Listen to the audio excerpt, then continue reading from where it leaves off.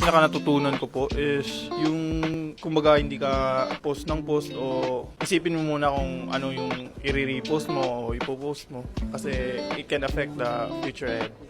Siguro yung pinaka-takeaway ko sa GMA Masterclass is yung being a good example sa social media about sa mga post, lalo na student athlete kami.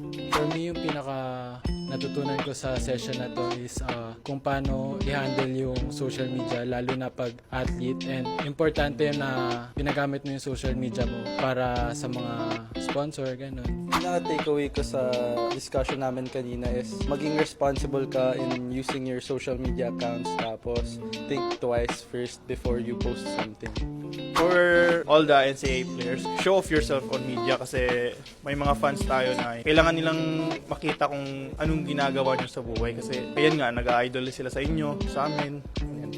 Siguro yung sa do's and don'ts po na mga dapat pinopost sa social media kasi syempre yun na nga, athlete kami at syempre madaming nanonood sa amin kaya kailangan discreet at maayos yung mga pinopost po namin or ano man ginagawa namin sa social media. Masasabi ko lang sa mga ibang athletes sa ibang school is mahalaga yung social media para mas sumikat ka. Masasabi ko lang is that they should be responsible on their social media and do what is right. Yun